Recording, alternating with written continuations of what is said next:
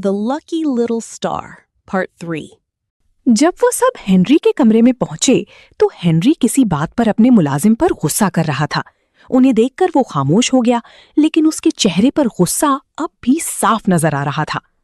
Henry चल नहीं सकता था और व्हील चेयर पर बैठा रहता था। यही वजह थी कि वो अक्सर चिड़चिड़ा और गुस्से में रहता था। उसने ईवा को अजीब नजरों से देखा और मुंह फेर लिया। डियाना ने मुस्कुराते हुए कहा, हेनरी, ये ईवा है, आज से ये हमारे साथ रहेगी। हेनरी ने झुंझलाकर जवाब दिया, सब यहां से चले जाओ, मुझे अकेला छोड़ दो। मगर एवा उसके करीब आई और नरमी से बोली, हेनरी, तुम जल्द ठीक हो जाओगे।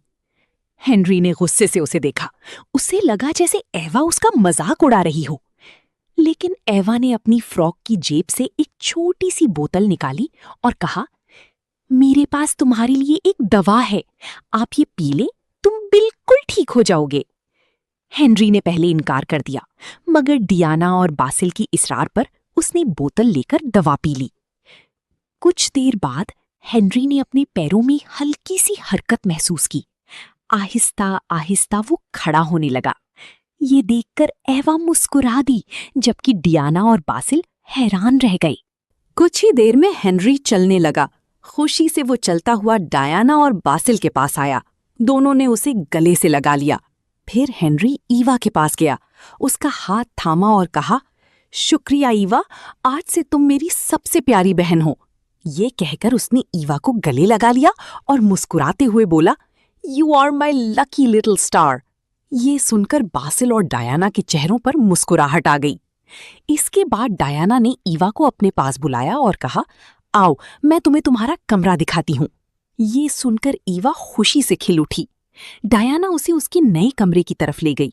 कमरा बेहद खूबसूरत था।